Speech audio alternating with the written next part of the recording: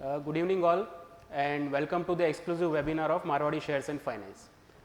I am Sagar Ruparel, Mutual Fund Business Head MSFL અને આજે આપણે એક બહુ જ ઇન્ટરેસ્ટિંગ ટોપિક ઉપર ચર્ચા કરવાના છીએ how to invest in mutual funds during turbulent times અને આ ટોપિક ઉપર ચર્ચા કરવા માટે આજે આપણી સાથે જોડાયા છે a well known financial consultant and mutual fund advisor mister Ramkumar Barchha. He is CEO of Vikalp Finvest, qualified member for MDRT for 14 years and that too twice as COT and twice at TOT. He is a Pru Chairman Gold Award winner for consecutive 3 years. He has been Product Advisory Committee for many AMCs and the list continues. So Ram sir, a very warm welcome to the show. Thank you. Sir, આપણે topic ચાલુ કરીએ એના પહેલાં I would request કે તમે અમારા investor મિત્રોને તમારી જર્ની વિશે થોડુંક જણાવો બિકોઝ તમારું જે ફેમિલી બિઝનેસ છે એ મેન્યુફેક્ચરિંગનું છે તો એમાંથી તમે કઈ રીતે આઈડિયા આવ્યું કે વેન યુ ડિસાઇડેડ કે તમારે આ ફાઇનાન્શિયલ ફિલ્ડમાં કંઈ કરવું છે that too as a mutual fund adviser તો એ વિશે થોડુંક જણાવો સર. સ્ટાર્ટ કરું તો અમે મ્યુચ્યુઅલ ફંડ બિઝનેસ 2002થી આ ફિલ્ડમાં અમે આવ્યા. રાઈટ. પોપ્યુલરલી અમે અશોક સ્ટવ મેન્યુફેક્ચરિંગ તરીકે ઓળખાઈએ છીએ એટલે ઘર ઘરમાં તો હતા જ અમે. Right sir. સ્વાભાવિક રીતના ન્યૂ જનરેશન જ્યારે ભણીને આવે એટલે મેં બોમ્બેથી હું ભણીને આવ્યો અહીં MBA કરતો હતો તો એક સર્વિસ ઇન્ડસ્ટ્રીમાં થોડુંક પદાર્પણ કરું એવું એક વિચાર હતો. Okay sir. અને એ વિચારને આગળ લઈને અમે ઇન્સ્યોરન્સ ટ્રેનિંગ અને ફિનાન્શિયલ એડવાઇઝરીના બિઝનેસમાં આવ્યા. ત્યારની વાત જુદી હતી. મ્યુચ્યુઅલ ફંડ શું ત્યાંથી સમજાવવાનું ચાલુ કરું. રાઈટ. આજે 17 વર્ષ પછી હવે મ્યુચ્યુઅલ ફંડમાં ઇન્વેસ્ટ કેવી રીતના કરવું કેમ કે માણસો મ્યુચ્યુઅલ ફંડ હવે સમજી ગયા છે એવું લાગે છે મને. એટલે હવે એની અમે કન્સલ્ટન્સી આપીએ છીએ અને 17 વર્ષથી સો far so good, journey is rewarding.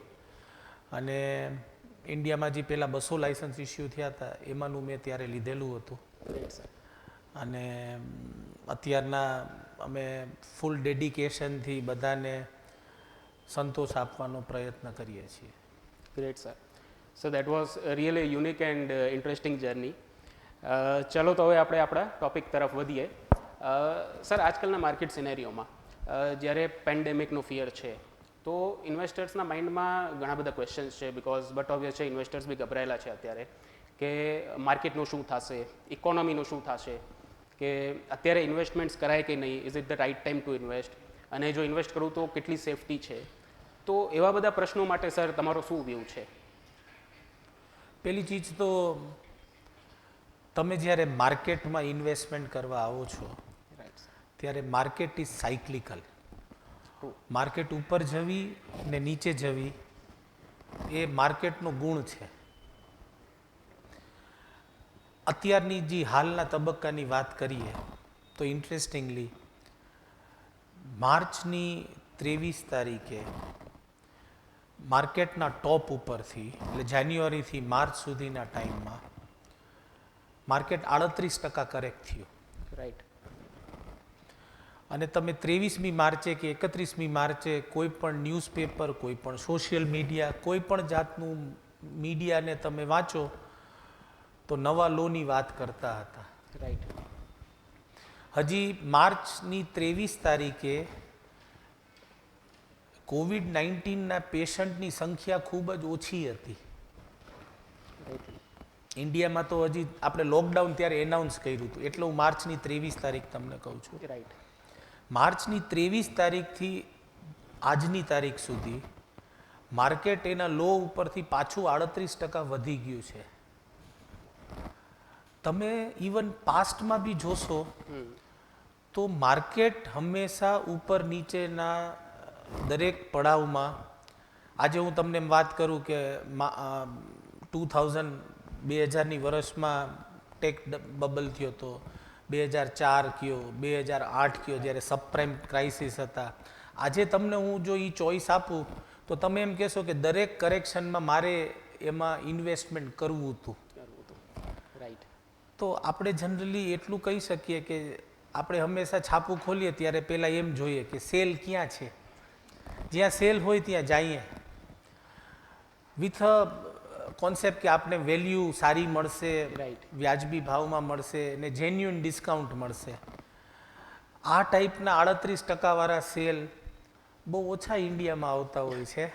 True. તો ત્યારે માણસોએ પૈસા રોકવાના બદલે માણસો પૈસા નથી રોકતા, રાધર સેફટી માર્જિન તરફ વધુ જોવે છે અને આવી ઓપોર્ચ્યુનિટી મિસ કરતા હોય છે. Right. Rather every correction should be used as an opportunity to buy, not to sell. True. એટલે આ બી એક, એટલે આજે તમે સમજી લ્યો, સિમ્પલ મેથ્સમાં કહું તો કે 100 રૂપિયાના 50 રૂપિયા થાય એટલે 50% કરેક્શન થયું કહેવાય. રાઈટ. 50 રૂપિયામાં 50% ઉમેરીએ તો 75 થાય, પાછા 100 ન થાય. એવી જ રીતના આજે એમ તમને કહી શકું કે 38% બજાર ઘટીને આજે પાછું 38% વધી ગયું છે, પણ તમારો નિફ્ટીનો હાઈ પાછો નથી આવ્યો. રાઈટ. પણ it is a matter of time. અને શું લેવું શું ન લેવું એ જ તબક્કે તમારા ફાઇનાન્શિયલ એડવાઇઝર કે તમારું રિસર્ચ ડેસ્ક કે જેને તમે ફોલો કરતા હો એની સાથે મળીને ઇન્ફોર્મ ડિસિઝન લેવું જરૂરી છે, યસ. જેથી કરીને તમે કોઈ એવી ચીજ ન તમે ઓન કરો કે ન લ્યો કે જેની તમને બી ન ખબર હોય રાઈટ. અને એનું ભવિષ્યની બી ન ખબર હોય. Rightly said. તો બહુ સરસ રીતે રામ સરે એક્સપ્લેન કર્યું કે માર્કેટના અપ્સ એન્ડ ડાઉન્સ જે છે એ માર્કેટનું નેચર છે, એટલે એનાથી બહુ તમે ડરીને તમારા ઇન્વેસ્ટમેન્ટ્સ લિક્વિડેટ ના કરો અને you should use market correction as an opportunity. અચ્છા સર, જનરલી જેમ તમે વાત કરી, અમુક આપણે ફિગર શેર કર્યા, તો એવું બી જોવામાં આવે છે કે જ્યારે માર્કેટ ક્રેશ થાય છે, જેમ અત્યારે માર્ચમાં ક્રેશ થયું ડ્યુ ટુ COVID-19, કે if I go back to 2008 કે જ્યારે ફાઇનાન્શિયલ ક્રાઇસિસના લીધે માર્કેટમાં મોટો ક્રેશ આવ્યો હતો, તો જનરલી ઇન્વેસ્ટર્સ પોતાની એસઆઈપી બંધ કરાવતા હોય છે, ઓર એલ્સ કે મ્યુચ્યુઅલ ફંડ યુનિટ્સ રિડીમ કરાવે છે ડ્યુ ટુ ફિયર. તો એ ક્યાં સુધી સાચું છે સર, કે એવું કરવું જોઈએ રાધર કે? એક વેલ્યુ કોસ્ટ એવરેજિંગનો પ્રિન્સિપલ છે, એટલે માણસો એસઆઈપી કરતા હોય છે. રાઈટ. તો એસઆઈપીનો મૂળભૂત સિદ્ધાંત શું છે કે જ્યારે બજાર ઘટે ત્યારે તમે વધુ યુનિટ પરચેસ કરો છો, રાઈટ. જ્યારે બજાર વધે ત્યારે તમે યુનિટનો ભાવ ફેર વેલ્યુ હોય એટલે યુનિટ તમે ઓછા બાય કરો છો, કેમ કે તમારી એમાઉન્ટ તો કોન્સ્ટન્ટ છે. એટલે ફોર Yes. એક્ઝામ્પલ તમે 10,000 રૂપિયાની એસઆઈપી ચલાવતા હો અને 10 રૂપિયા ભાવ હોય કોઈ પણ ફંડનો, રાઈટ. તો તમને 1000 યુનિટ આવે છે. બરાબર છે. અને એ 15 રૂપિયા થાય ત્યારે તમને યુનિટ ઓછા આવે છે. એટલે તમે આપણે એને સાદી ભાષામાં કન્વર્ટ કરીએ તો મોંઘું હોય બજાર અથવા ફેર વેલ્યુ હોય ત્યારે તમે ઓછો માલ લ્યો છો, અને જ્યારે બજાર ઘટે ત્યારે તમે વધુ માલ લ્યો છો, જેના હિસાબે રૂપી કોસ્ટ એવરેજિંગનો સિદ્ધાંત જળવાઈ રહે છે. રાઈટ. ઘટતી બજારમાં તમે એસઆઈપી બંધ કરો તો એ આ પ્રકૃતિનું આખું વિરુદ્ધનું કામ થયું કે જ્યારે લેવાનો સમય હતો ત્યારે તમે લેતા નથી, બરાબર છે. અને જ્યારે એક ટિપિકલ આજે હું તમને ફિગર શેર કરું કે 2017-18 કે જ્યારે બજાર વોઝ એટ અ હાઈ, 2007માં when market was at a high, માણસો આંખ મીચીને પૈસા આપે છે. રાઈટ. આઈડિયલી સ્પીકિંગ ઘટાડા વખતે માણસોએ પૈસા વધુ નાખવા જોઈએ રાધર, રાઈટ. એનું અથવા એસઆઈપી તો બંધ ન જ કરવી જોઈએ, પણ એક ઇન્વેસ્ટર બિહેવિયર જે છે એને એના ઇમોશનને કંટ્રોલમાં રાખવા જોઈએ જ્યારે બજાર પડતી હોય ત્યારે. રાઈટ. રાઈટ. રાઈટ. તો ઇટ મીન્સ કે જ્યારે એસઆઈપી, જ્યારે માર્કેટ ઘટતું હોય તો ત્યારે એસઆઈપી માટે બહુ જ સારો સમય છે, બિકોઝ તમને યુનિટ્સ વધારે એલોકેટ થાય છે અને તમારે લોંગ ટર્મમાં યુનિટ્સનું બેનિફિટ મળશે જ. રામ સર, એક મારે તમને Yes, sir. એક સોરી હું તમને ના, ના, it's એક બીજું perfect. કહું તમને યસ સર. કે એક બહુ ઇન્ટરેસ્ટિંગ એનાલિસિસ હતું રાઈટ સર. કે જાન્યુઆરી 1, 1990 ઓકે, વે બેક ઇન 1990. થી માર્ચ 31, 2020, એટલે તમે સમય જુઓ તમે ઓલમોસ્ટ 30 years. 30 યર્સની એસઆઈપીનું રિટર્ન. એટલે હું તમને ફક્ત કે જેને બીએસસી સેન્સેક્સમાં ખાલી ઇન્ડેક્સમાં જો એસઆઈપી કરી હોત ઓકે. તો એનું કમ્પાઉન્ડેડ ચક્રવર્તી વ્યાજનું રિટર્ન 12.73% છે. ઓકે. પણ જો એને આ 30 વર્ષના ગાળામાં બેસ્ટ 10 દિવસ જો એ બજારમાં ન હોત, ઓકે, જ્યારે બજાર ખૂબ હતી ને તમારી એસઆઈપી બંધ હોય, બરાબર એવું છે. માની એટલે ઓલ ટાઈમ હાઈ ટાઈમે કદાચ આપણે એસઆઈપી બંધ હોઈ બંધ શકે, બી કરેલી હોઈ શકે. યસ યસ, જો તમે 30 વર્ષની અંદર બેસ્ટ 10 ડેઝમાં જો તમે માર્કેટમાં પાર્ટિસિપેશન ન હોય તો તમારું 30 વર્ષનું એવરેજ રિટર્ન 9.73% થાય છે. There is a vast difference. જો તમે 20 દિવસ ન હો ઓકે તો 6.32% થાય છે. ઓકે, અને જો તમે 30 દિવસ ન હો એટલે વર્ષનો એક દિવસ થયો ઓમ તમે જો યસ તો તમારું રિટર્ન સેવિંગ્સ બેંક એકાઉન્ટ જેટલું આવીને ઊભું રહે છે. હવે એ કયા 10 દિવસ 20 દિવસ વી ડોન્ટ નો, એટલે ઇટ્સ બેટર કે આપણે stay invested. Yes, to stay invested is the right thing. અચ્છા સર, જ્યારે મ્યુચ્યુઅલ ફંડ ઇન્વેસ્ટમેન્ટ્સની વાત આવે છે કે કોઈ ઇન્વેસ્ટર છે એનું મન બનાવે છે મ્યુચ્યુઅલ ફંડ, તો એક ફિયર હોય છે, બિકોઝ જનરલી એવું કન્ફ્યુઝન હોય છે ઇન્વેસ્ટર્સને કે મ્યુચ્યુઅલ ફંડ તો શેર્સમાં ઇન્વેસ્ટ કરે છે, ઇક્વિટી માર્કેટમાં ઇન્વેસ્ટ કરે છે, એટલે બહુ જ રિસ્કી છે, તો મને તો મારી મની જે છે કન્ઝર્વેટિવ જોઈએ છે, સેફ જોઈએ છે, એટલે હું આમાં ના જણાવું. તો આ સાચી વસ્તુ છે કે મ્યુચ્યુઅલ ફંડ્સમાં ખાલી ઇક્વિટીમાં જ ઇન્વેસ્ટ થાય છે? એટલે આનો હું તમને નંબરમાં એક આન્સર આપું. Yes sir. આજની તારીખમાં ઇન્ડિયન મ્યુચ્યુઅલ ફંડ ઇન્ડસ્ટ્રીનું એવરેજ ટોટલ AUM બધી 42 કંપનીને ભેગા કરીએ તો અંદાજિત 25 લાખ કરોડ છે. રાઈટ. બરાબર. એમાંથી ફક્ત 7 લાખ કરોડ ઇક્વિટીમાં છે, ઓકે, 13 લાખ કરોડ ડેટ અને એના રિલેટેડ સ્કીમ્સમાં જ એનું ઇન્વેસ્ટમેન્ટ છે.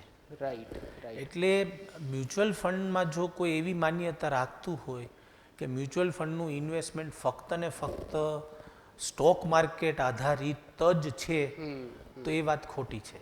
રાઈટ.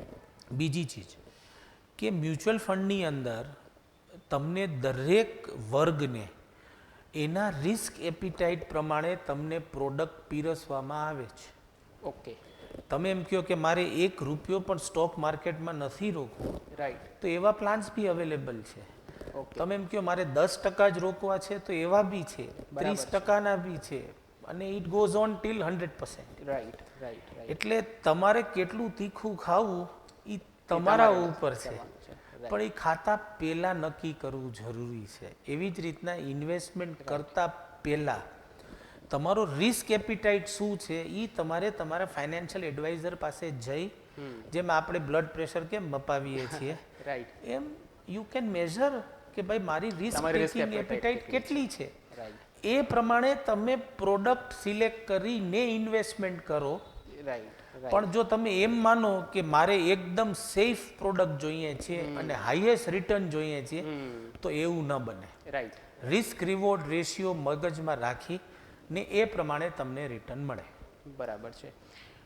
સર, આને જ હું ક્વેશ્ચનને થોડુંક આગળ વધારું તો જે મ્યુચ્યુઅલ ફંડ ઇન્ડસ્ટ્રીઝમાં ઘણા બધા ડાયરેક્ટ પ્લાન્સ અવેલેબલ હોય છે, તો ઘણા બધા ઇન્વેસ્ટર્સ ડિસિશન લેતા હોય છે કે કોઈને ફાઇનાન્શિયલ એડવાઇઝરનું કન્સલ્ટ વગર કે અમે ડાયરેક્ટ પ્લાન્સમાં રોકીશું, તો એનાથી જનરલી એવું થતું હોય છે કે એ લોકોનું પોર્ટફોલિયો રાઇટલી ક્રિએટ નથી થતું, કારણ કે બધાને એટલી બધી ડીપ ઇન્ફોર્મેશન હોવી એ જરૂરી નથી માર્કેટની.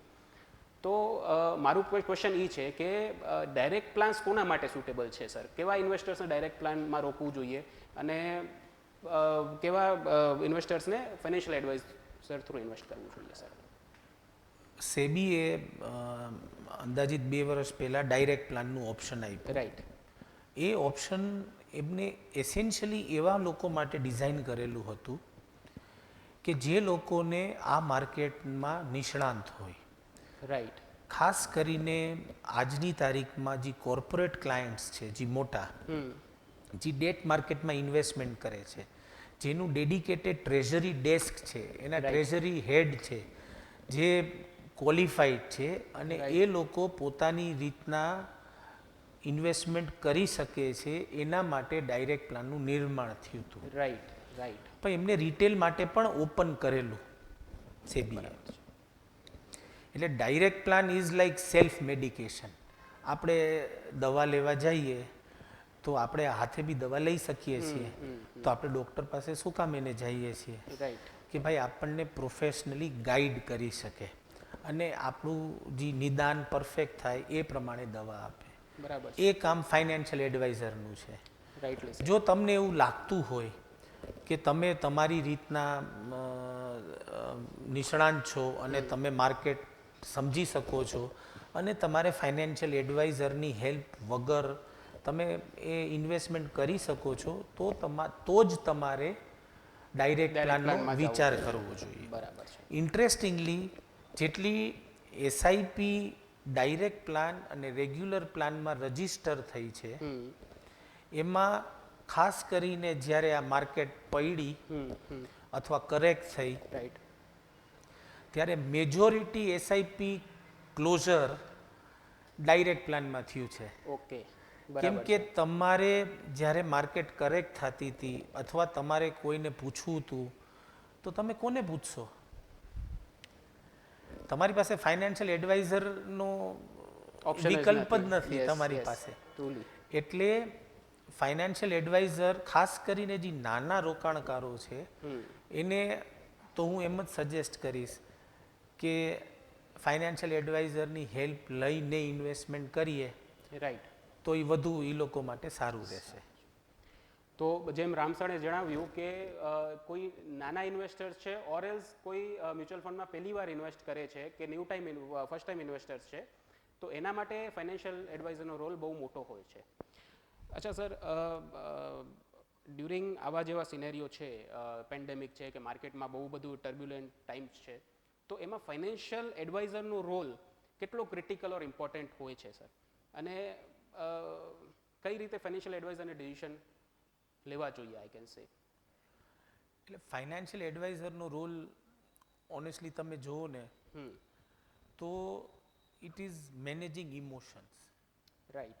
તમારા ઇમોશન્સને કંટ્રોલમાં કેવી રીતના રાખવા એ મેઇન કામ આવા કપડા સમયમાં એનું હોય છે. રાઈટ.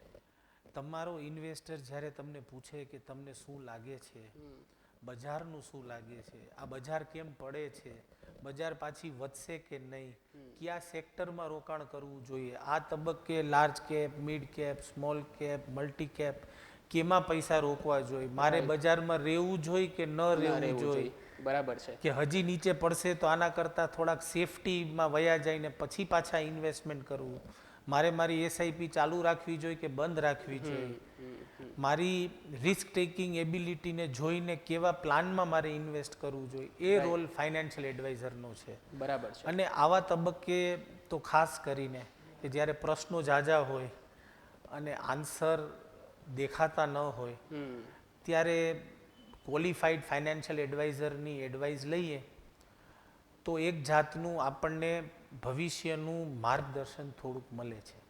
રાઈટ.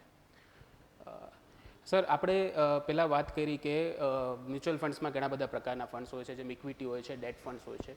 તો જો રિસેન્ટ ટાઈમ્સની વાત કરું છું ડેટ માર્કેટમાં, તો અમુક એએમસીની અમુક સ્કીમ્સ બંધ થઈ ગઈ છે due to one or the another reason, કે અમુક પેપરમાં ડિફોલ્ટ્સ આવ્યા છે. તો અમુક ઇન્વેસ્ટર્સ એનાથી બી ડરે છે અત્યારે કે ભાઈ હવે ડેટ માર્કેટ બી સેફ નથી રહ્યું, તો વેર શુડ આઈ ઇન્વેસ્ટ? તો સર, ડેટ માર્કેટ વિશે થોડુંક તમારા વ્યૂ કહો અમને કે કઈ રીતે ઇન્વેસ્ટમેન્ટ કરવું જોઈએ સર ડેટ માર્કેટમાં? એટલે જે તમે વાત કરો છો it is a unfortunate event. Right.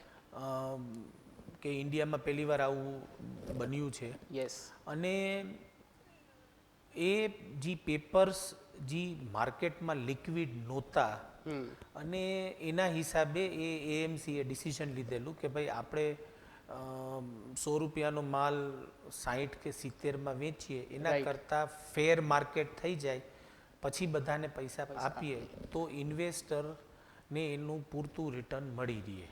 એટલે જે ડિસિઝન લેવામાં આવ્યું છે that is in favour of investors. In favour of investors, very much in favour of investors. બરાબર છે સર. બીજી વાત કે ડેટ માર્કેટની અંદર જેમ આપણે બી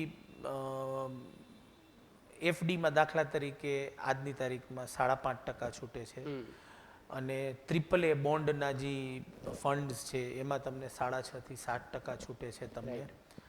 AA બોન્ડમાં કદાચ 7.5% છૂટી શકે. એટલે જેમ તમે ક્વોલિટી ઓફ પેપર ઓછી કરતા જાઓ એમ તમારું રિટર્ન વધતું જાય છે. બરાબર છે. આવા તબક્કામાં તમે જ્યારે ફંડ સિલેક્ટ કરો છો ત્યારે પૂછવું જરૂરી છે રાઈટ કે ભાઈ મારો જે પોર્ટફોલિયો જે આ સ્કીમનો છે એ કયા ટાઈપના પેપર્સમાં ઇન્વેસ્ટ કરે છે. બરાબર છે. જેમ આપણે સ્ટોક માર્કેટમાં પણ પૂછતા હોઈએ છીએ કે ભાઈ મારે એ ગ્રુપ લઉં કે બી ગ્રુપની આઇટમ લઉં. રાઈટ એમ આપણને બી ખબર છે કે સ્મોલ કેપમાં રિટર્ન સારું મળે છે, એગ્રેસિવ મળે છે અને નીચું બી જઈ શકે છે એટલું એગ્રેસિવલી. બરાબર છે. તો ક્વોલિટીને તમે જો પ્રાધાન્ય આપતા હો રાઈટ તો માર્કેટની અંદર AAA રેટેડ બોન્ડ્સ ઘણા છે. બરાબર છે સર. જેને તમારે અને તમે એ કેસમાં તમને 1.5% રિટર્ન જેને આપણે રિસ્ક પ્રીમિયમ કહીએ છીએ એ ઓછું મળે તો you should be satisfied with that. Right. પણ તમે એમ કહો કે મારે હાઈએસ્ટ રિટર્ન જોઈએ અને રિસ્ક પણ મારે ન લેવું હોય તો એ બે ચીજ ન બની શકે. પોસિબલ નથી. એટલે આપણે ઇન્વેસ્ટર્સ માટે એ જ સલાહ છે કે જો તમે ડેટ માર્કેટમાં કે ડેટ મ્યુચ્યુઅલ ફંડ્સમાં ઇન્વેસ્ટમેન્ટ કરવા માંગતા હો તો તમે તમારા ક્વોલિટી ઓફ પેપર્સ એટલે ફંડના ક્વોલિટી ઓફ પેપર્સમાં ધ્યાન દેવું જરૂરી છે અને એમાં તમને તમારો મ્યુચ્યુઅલ ફંડ એડવાઇઝર એડવાઇસ કરી શકશે એમાં. સર એક બહુ જ પ્રચલિત ટર્મ છે CAGR return which is considered as 8th wonder of the world. તો સર એના વિશે થોડુંક અમને જણાવો કે CAGR એટલે કમ્પાઉન્ડેડ એન્યુઅલ ગ્રોથ રેટ, જેને આપણે 7મા અને 8માં દાખલા આવતા ચક્રવર્તી વ્યાજના. બરાબર છે સર. સાદી ભાષામાં કહીએ તો 1 લાખના 2 લાખ 5 વર્ષે થાય તો સાદું વ્યાજ 20% ગણાય. બરાબર છે. પણ એને જ હું કમ્પાઉન્ડેડમાં કરું કે વ્યાજ ઉપર વ્યાજ મળે રાઈટ તો એ 14.87 કહેવાય. બરાબર છે. કમ્પાઉન્ડિંગ જે છે એ સ્ટોક માર્કેટમાં વધુ સુકામે ને ઇફેક્ટિવ છે કે જે તમારું જે ગેઇન છે એના ઉપર પણ તમને આ કમ્પાઉન્ડિંગ ઇફેક્ટ ચાલુ રહે છે. બરાબર છે. રિટર્ન ઉપર રિટર્ન આપણને રિટર્ન ઉપર બી રિટર્ન આપે છે. અને આને તમે જ્યારે મેથેમેટિકલ ટર્મ્સમાં તમે એક્સેલ શીટ ઉપર પ્લોટ કરો રાઈટ ત્યારે even return of 2% more CAGR ની ઇફેક્ટ તમારા બેઝ ઉપર બહુ મોટી આવે છે. બરાબર છે. એટલે એબ્સોલ્યુટ ટર્મ્સમાં બહુ મોટું થતું હોય છે. Right sir. Rightly explained. Sir mutual fund select કરતી વખતે કયા કયા પેરામીટર્સ ઉપર ફોકસ કરવું જોઈએ? નો ડાઉટ ફાઇનાન્શિયલ એડવાઇઝર જો કોઈ એની હેલ્પ લે છે તો એ બધું એનાલિસિસ કરીને જ કહેતો હોય, બટ જો મારે ફંડ સિલેક્ટ કરવું હોય તો કયા એવા 2-4 પેરામીટર છે કે એક્સપેન્સ રેશિયો છે કે એવા કયા પેરામીટર્સ ઉપર મારે ફોકસ કરવું જોઈએ એના પછી મારે ડિસિઝન લેવું જોઈએ કે આ ફંડમાં જવાય કે ના જવાય? પહેલી ચીજ તો મ્યુચ્યુઅલ ફંડની અંદર એક્સપેન્સ રેશિયો જે છે જી સર એ સેબી દ્વારા રેગ્યુલેટેડ છે. બરાબર છે. જેટલા ફંડની સાઇઝ મોટી એટલો એક્સપેન્સ રેશિયો ઘટે છે. ઓકે બરાબર છે. ફંડ સાઇઝ મોટી છે, AUM મોટો છે તો એક્સપેન્સ રેશિયો ઘટે છે. બરાબર છે. એટલે જો કોઈ એવું માનતું હોય કે મ્યુચ્યુઅલ ફંડમાં રિટર્ન વધુ હોય તો પછી મ્યુચ્યુઅલ ફંડ એનું એક્સપેન્સ રેશિયો વધારી દે, ઓકે એવું પોસિબલ નથી. બરાબર છે. પહેલી વાત. બીજી વાત કે તમે જ્યારે પહેલીવાર માર્કેટમાં આવો છો જી સર તો જે ટોપ 10 મ્યુચ્યુઅલ ફંડ્સ જે હોય છે રાઈટ એમાં માણસો જનરલી એમનું ચોઇસ રાખતા હોય છે. બરાબર છે. હવે ઇન્ડિયામાં બી દરેક બેંક સ્પોન્સર્ડ મ્યુચ્યુઅલ ફંડ્સ પણ છે. રાઈટ. એટલે જે મ્યુચ્યુઅલ ફંડના નામ ઘણીવાર તમે ન બી સાંભળ્યા હોય તો એવામાં કદાચ તમે સ્ટાર્ટિંગમાં ઇન્વેસ્ટમેન્ટ ન કરો અને એની બદલીમાં જે નોન મ્યુચ્યુઅલ ફંડ્સ છે બરાબર છે એને તમે જો પ્રાયોરિટી આપો તો એ વધુ સારું હોય છે. બરાબર છે. દરેક મ્યુચ્યુઅલ ફંડની અંદર હવે સેબીએ એક ફંડને એક સ્કીમનું મેપિંગ કરી દીધું છે. ઓકે. એટલે દરેક મ્યુચ્યુઅલ ફંડ પાસે એક લાર્જ કેપ ફંડ, એક મિડ કેપ ફંડ, એક સ્મોલ કેપ ફંડ, એક મલ્ટી કેપ, એક ફોકસ, એ રીતના ક્લિયર કટ ડાયવર્સિફિકેશન થઈ ગયા છે. બરાબર છે. એટલે તમે જ્યારે સિલેક્શનમાં બેસશો ત્યારે તમે એ મ્યુચ્યુઅલ ફંડનું લાર્જ કેપ અને બી મ્યુચ્યુઅલ ફંડનું લાર્જ કેપ તમે કમ્પેર કરી સામે શકો સામે કમ્પેર કરી શકો. અને બરાબર છે એ જ કમ્પેર કરવું જોઈએ એપલ ટુ એપલ. રાઈટ. કે તમે આમનું લાર્જ કેપ લ્યો અને આનું મિડ કેપ લ્યો તો એ કમ્પેરિઝન બરાબર ન કહેવાય. બરાબર છે સર. એટલે તમે જ્યારે કમ્પેરિઝન કરો કે ભાઈ ટોપ 5 મ્યુચ્યુઅલ ફંડ જેનું એવરેજ બેન્ચમાર્ક રિટર્ન છેલ્લા 5 વર્ષનું શું છે એ જોઈને એક પેલું કરાય. બરાબર છે. બીજું કે એના ફંડ મેનેજર કોણ છે. રાઈટ. ત્રીજું કે એ fund house is backed by what, કઈ બેંક છે કે કયા બેંક સ્પોન્સર્ડ મ્યુચ્યુઅલ ફંડનું છે કે કઈ રીતના છે, એ ટોટલ AUM કેટલું મેનેજ કરે છે. ઓકે. પછી તમે એ સ્કીમનું AUM ઉપર તમે આવો. રાઈટ. કે ભાઈ આ સ્કીમમાં કેટલા 1000 કરોડનું AUM છે. બરાબર છે. એમાં નંબર ઓફ ઇન્વેસ્ટર્સ કેટલા છે. ઓકે. આ બધી માહિતી દરેક મ્યુચ્યુઅલ ફંડની વેબસાઇટ ઉપર પણ અવેલેબલ હોય છે. બરાબર છે સર. અને ફેક્ટ શીટ કરીને એક એમનું દર મંથલી એનું પબ્લિકેશન મેન્ડેટરી છે. ઓકે. એની અંદર પણ દરેક મ્યુચ્યુઅલ ફંડે એને કયા શેરમાં રોકાણ કર્યું છે, એની પાસે કેટલા પર્સન્ટેજ હોલ્ડિંગ છે, રાઈટ, કેટલા રૂપિયાના શેર છે, એની પાસે ઇન્વેસ્ટર કેટલા છે, એનો એક્સપેન્સ રેશિયો શું છે, પ્લસ એનું પરફોર્મન્સ કેટલું છે 1 વર્ષ, 3 વર્ષ, 5 વર્ષ, 10 વર્ષ અત્યાર સુધીનું. બરાબર. એ બધી માહિતી એમાં મળે છે. એ જોઈ અને પછી તમે કન્સલ્ટેશનથી રોકો. બરાબર. તો એ વધુ સાવધાનપૂર્વક રોકાણ કર્યું કહેવાય. રાઈટ. એટલે આપણે આપણા ઇન્વેસ્ટર્સ માટે જો હું એક ચેકલિસ્ટ બનાવવા માંગતો હોઉં તો વી કેન ગો કે ભાઈ 5 વર્ષના તમે રિટર્ન જુઓ, તમે એના ફંડ મેનેજર જુઓ, તમે એનો એક્સપેન્સ રેશિયો નો ડાઉટ તમે જોઈ શકો છો, બટ તમે ફંડનું AUM જુઓ, એ પર્ટિક્યુલર AMCનું તમે AUM જુઓ અને એના પછી તમે એક ઇન્ફોર્મ ડિસિઝન લ્યો તો બેટર છે. કે ના કે ખાલી તમે રિટર્ન ઉપર તમે ડિસિઝન લ્યો કે 5 વર્ષમાં આ ફંડે સારું રિટર્ન આપ્યું છે તો મારે આ લઈ લેવું છે. અને એક ઇન્ટરેસ્ટિંગ પેરામીટર ઘણા લોકો એ બી જોતા હોય છે જે અવેલેબલ હોય છે હવે તો. ઓકે. કે વર્સ્ટ કેસ સિનેરિયોમાં આ ફંડનું પરફોર્મન્સ કેવું રહ્યું છે. બરાબર છે. અને બેસ્ટ કેસ સિનેરિયોમાં આ ફંડનું પરફોર્મન્સ કેવું રહ્યું છે. રાઈટ. એટલે તમને ખબર પડે કે આ દાખલા તરીકે હમણાં પેન્ડેમિકનો સમય આવ્યો. બરાબર છે. તો ઇન્ટરેસ્ટિંગ થિંગ વુડ બી કે ભાઈ 38% બજાર પડી ત્યારે ફંડ કેટલું પડ્યું. બરાબર છે. અને હવે પાછું 38% બજાર વધી છે તો ઈ 38% થી વધુ એ ફંડે રિટર્ન આપ્યું છે કે નહીં. બરાબર છે. તો તમને ખબર પડે કે ભાઈ આ ફંડે જે સ્ટોક સિલેક્શન કર્યું છે એ માર્કેટ અને જે સેક્ટર જે પોટેન્શિયલ લાગતા હતા એમાં એને સારું એવું સમજથી રોકાણ કર્યું કહેવાય. બરાબર છે. ગ્રેટ.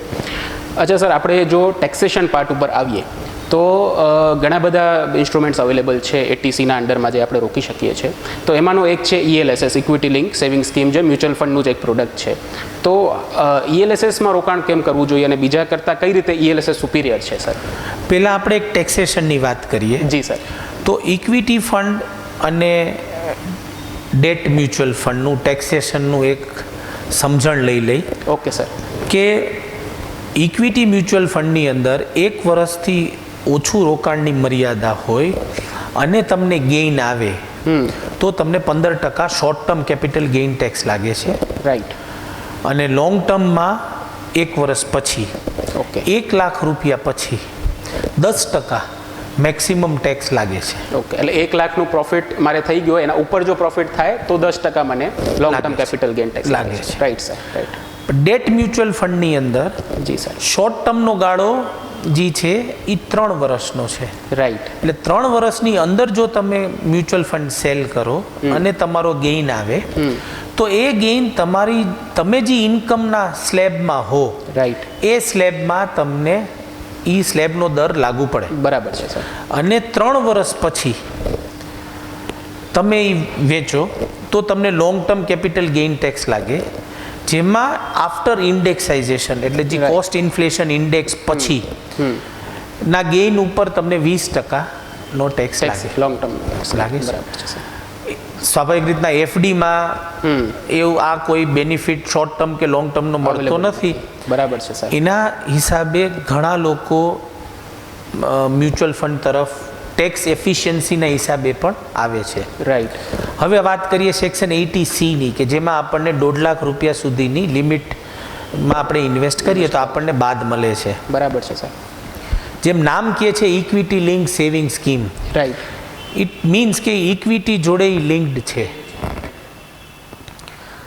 ઇન્ટરેસ્ટિંગલી જો હું એને નંબરમાં પાછો કન્વર્ટ કરું તો એ દરેક ફંડ હાઉસ પાસે એક જ ઇક્વિટી લિંક સેવિંગ સ્કીમ હોય છે.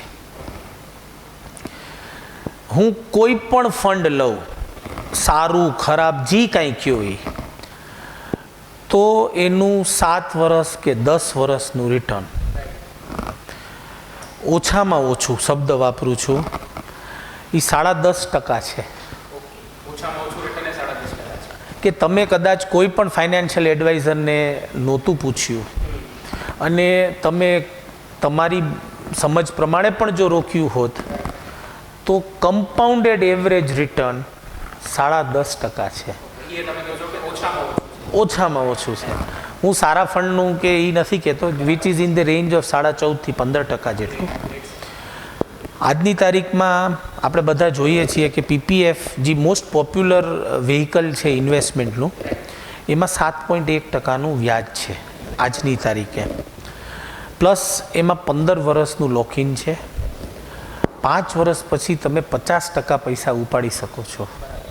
જેમ ELSSની અંદર 3 વર્ષનું જ લોકિન છે ખાલી, અને 1095 દિવસ પછી તમે એમાંથી પૈસા વિડ્રો કરી શકો છો.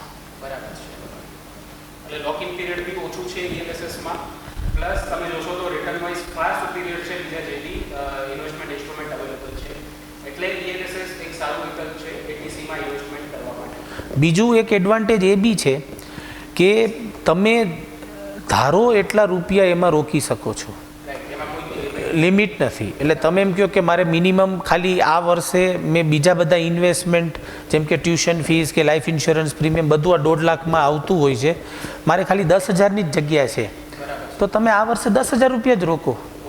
પછી આવતા વર્ષે તમે ન રોકો તો બી ચાલે. નથી.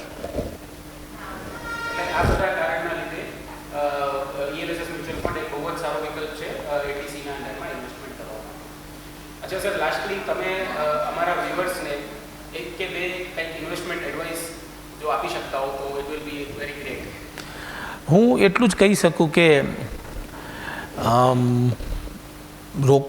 પૈસા રોકતા પહેલાં પૂછવું જરૂરી છે.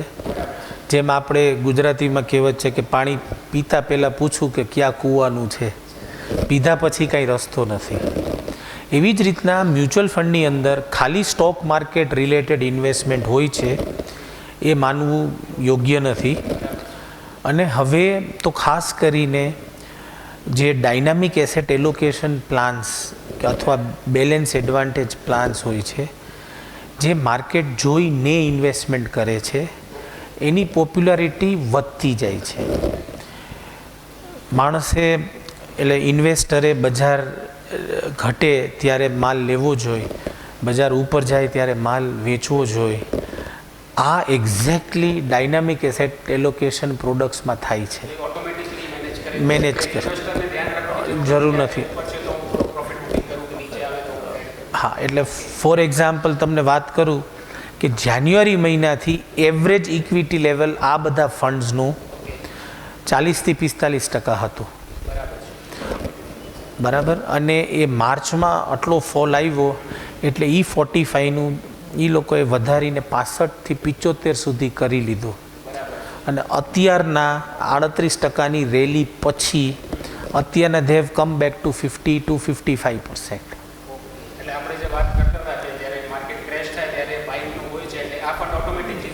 એટલે એ ટાઈપના ફંડ્સ જે લોકો પહેલીવાર માર્કેટમાં આવતા હોય અને એક typical fill it, shut it, forget ઇટની કોન્સેપ્ટમાં હોય તો એ લોકો માટે ખાસ આ ટાઈપના ફંડ્સ વધુ યોગ્ય વિકલ્પ બની શકે છે. તો રામ સરે આપણને બે એડવાઇસ આપી છે. એક તો તમે ઇન્વેસ્ટમેન્ટ કર્યા પહેલા તમારા કોઈ ફાઇનાન્શિયલ એડવાઇઝરને પૂછો, અને બીજી એક સરે કેટેગરી કીધી છે ફંડ જે છે બેલેન્સ એડવાન્ટેજ ફંડ, કે જે ઓટોમેટિકલી માર્કેટના અપ્સ એન્ડ ડાઉન્સ કેપ્ચર કરીને તમારું પોર્ટફોલિયો મેનેજ કરે છે. તો આ એક બહુ useful tip thank you for that. અને હવે હું આપણા વ્યુઅર્સને રિક્વેસ્ટ કરીશ કે તમારી સ્ક્રીન ઉપર એક નંબર ફ્લેશ થાય છે, તો એમાં તમારે મ્યુચ્યુઅલ ફંડ લગતા ઓર એલ્સ કોઈ બી ઇન્વેસ્ટમેન્ટ લગતા કોઈ બી પ્રશ્ન હોય તો તમે અમને કોલ કરી શકો છો અને રામ સર તમને એનું રિપ્લાય આપશે. સો પ્લીઝ તમે કોલ કરી શકો છો આના ઉપર. અચ્છા, આપણે ફર્સ્ટ ફોન આવે છે તો હેલો. યસ સર, તમારું નામ જણાવો અને ક્વેશ્ચન પૂછો સર. ભરતભાઈ, હા બોલો.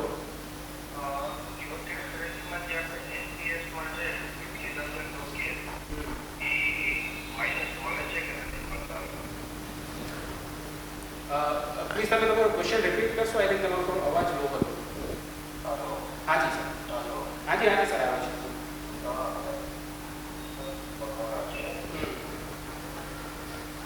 Yes sir, yes sir. Bharatbhai બોલો.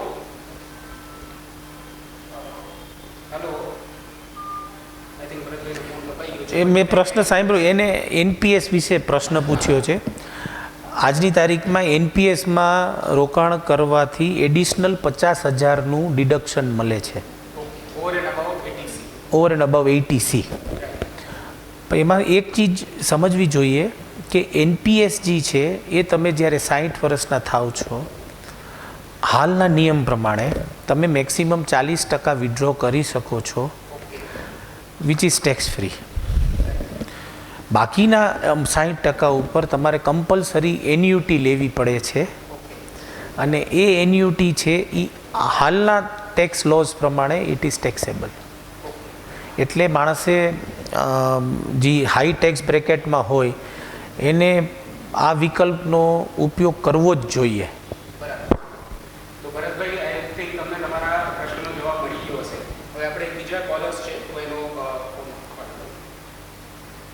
યસ સર, તમારું નામ જણાવો અને પ્રશ્ન પૂછો. હાજી સર, બોલો. યસ હિરેનભાઈ.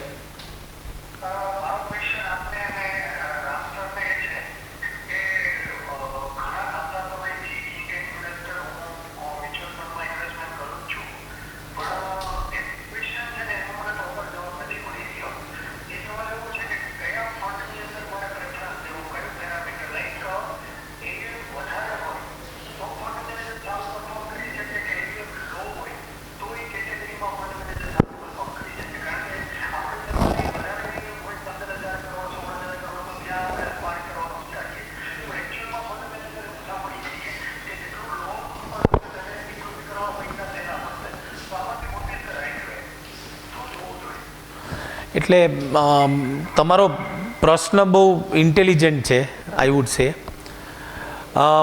એનો હું તમને જો ફેક્ચ્યુઅલ જવાબ આપું ને, જો તમે લાર્જ કેપ અને લાર્જ એન્ડ મિડ કેપ ફંડની કેટેગરીમાં હો તો high AUM does not be a road block, એમાં કોઈ પ્રોબ્લેમ આવતો નથી. જો તમે સ્મોલ કેપ ફંડમાં હો અને જો એમાં તમારી પાસે લો એયુએમ વાળા ફંડ્સ હોય તો એમાં જો મોટા ઇન્વેસ્ટર જ્યારે નીકળી જાય ત્યારે ક્વોલિટી પોર્ટફોલિયોની ઓલી થઈ જાય છે, ડિગ્રેડ થઈ જાય છે, કેમ કે સારો માલ વેચાઈ જાય છે. એટલે કઈ કેટેગરીનું ફંડ તમે સિલેક્ટ કરો છો એના ઉપર આ ઘણું બધું ડિપેન્ડ રહે છે. પણ એવું ખરું કે તમે હાઈ એયુએમ અને લો એયુએમ એટલે જે ક્વોલિટી ફંડ હાઉસ છે એના તમે જો 7 વર્ષના કે 10 વર્ષના ફંડ પરફોર્મન્સનું કમ્પેરિઝન કરો તો એમાં બહુ કોઈ મોટો તફાવત આવતો નથી. તો હિરેનભાઈ, તમને તમારા પ્રશ્નનો જવાબ મળી ગયો છે અને બીજા વ્યુઅર્સને રિક્વેસ્ટ કરીશ કે તમારા કોઈ પ્રશ્ન હોય તો પ્લીઝ તમે અમને કોલ કરી શકો છો.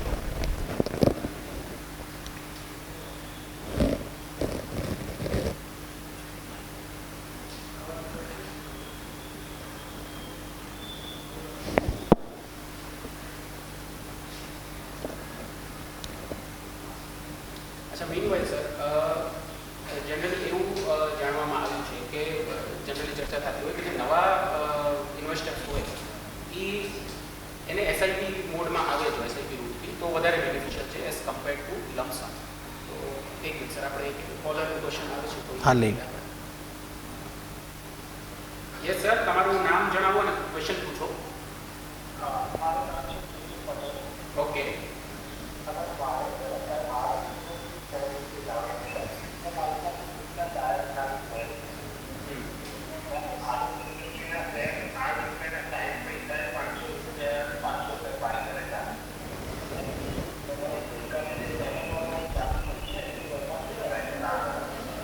સર, આઈ વુડ રિક્વેસ્ટ કે આ શેર પર્ટિક્યુલર શેર વિશે તમારે કોઈ પ્રશ્ન હોય તો તમે તમારા મારવાડીના કોઈ બ્રાન્ચ મેનેજર ઓર ડીલરને તમે કન્સલ્ટ કરી શકો છો, ઓર જ્યાં બી તમે તમારે શેર ટ્રેડિંગ કરતા હો.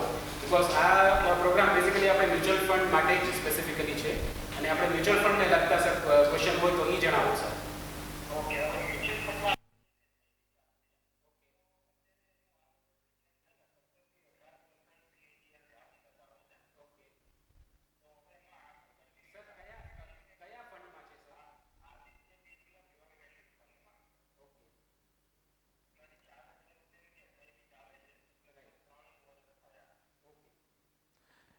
એટલે પહેલી ચીજ તો સાહેબ કે આદિત્ય બિરલાનું જે તમે ફંડનું નામ આપ્યું, મેં સાંભળ્યું તે મુજબ પ્યોર વેલ્યુ ફંડ છે. વેલ્યુ ફંડ એટલે શું, એટલે એક હું તમને બેસિક એક સમજણ આપી દઉં. જનરલી માર્કેટમાં ઘણી ટાઈપના ઇન્વેસ્ટમેન્ટ થતા હોય છે. વેલ્યુ સ્ટ્રેટેજી એક એવી સ્ટ્રેટેજી જે સેબીએ ડિફાઇન કરી છે કે જે એ લોકો એવો પોર્ટફોલિયો બનાવે કે જેનો પી માર્કેટના પી કરતાં ઘણો નીચો હોય. એટલે જે સ્ટોક્સની અંદર એ લોકોને વેલ્યુ દેખાતી હોય કે જે ઓવર પ્રાઇસ ન હોય એ જ સ્ટોક્સને એ લોકો લેતા હોય છે. તમે જે પ્યોર વેલ્યુ ફંડની જે વાત કરો છો એનું હજી ફક્ત 3 વર્ષ જ થયા છે ને એમાંય આ પેન્ડેમિક જેવા સમય આવી ગયો છે. મારું તમને સજેશન એટલું જ છે કે હજી તમે થોડોક ટાઈમ આમાં એસઆઈપી ચાલુ રાખો, કેમ કે આ જ ફંડનું તમે જો 10 વર્ષનું રિટર્ન જોશો તો એ 12.5% ઉપર છે. તો સર તમારા માટે એ સલાહ છે કે તમે અત્યારે એસઆઈપી કન્ટિન્યુ જ રાખો અને એમાં કોઈ બી અત્યારે સ્ટોક કે રિડમ્પશન કરવાની જરૂર નથી સર.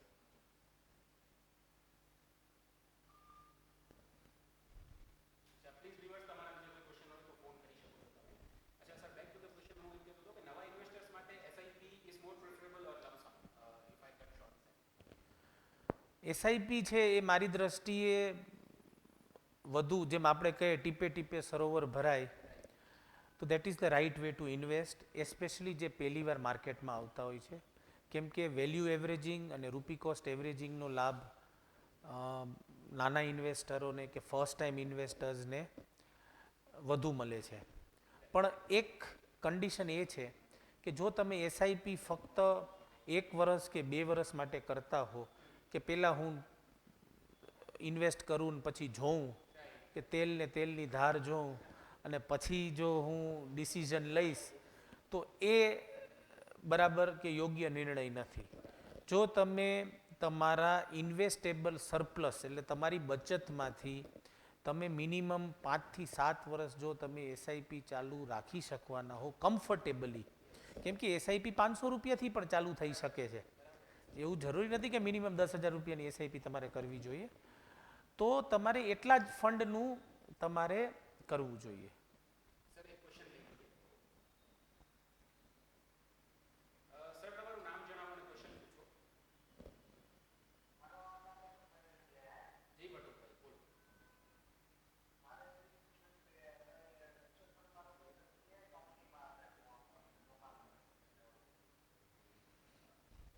બટુકભાઈ, આનું એકચ્યુઅલી હું તમને એ સલાહ આપીશ કે તમે જે ઇન્વેસ્ટમેન્ટ કરવા માંગો છો, પહેલા તો તમે તમારો ગોલ કે એવું કહી દો કે તમારે શેના માટે ઇન્વેસ્ટ કરવું છે અને કેટલા ટાઈમ માટે ઇન્વેસ્ટ કરવું છે, અને એના પછી તમે તમારા ફાઇનાન્શિયલ કન્સલ્ટન્ટને પૂછી શકો છો. જી સર.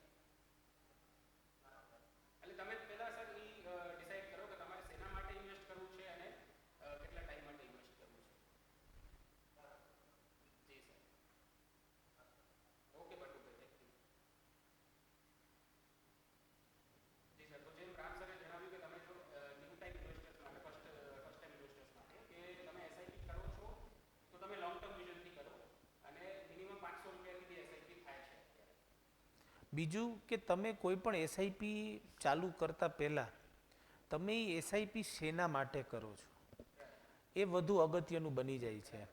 તમે આજે દાખલા તરીકે એમ વિચારો કે ભાઈ મારે મારા બાળકો માટેનું ભવિષ્યનું હાયર એજ્યુકેશનનું કે પોસ્ટ ગ્રેજ્યુએશનનું કે મેરેજ માટેનું પ્લાનિંગનું આ ખર્ચનું આયોજન કરવાનું છે, તો તમે એ પ્રમાણે એગ્રેસિવ કે એવા ફંડ પણ લઈ શકો છો. કરવી છે.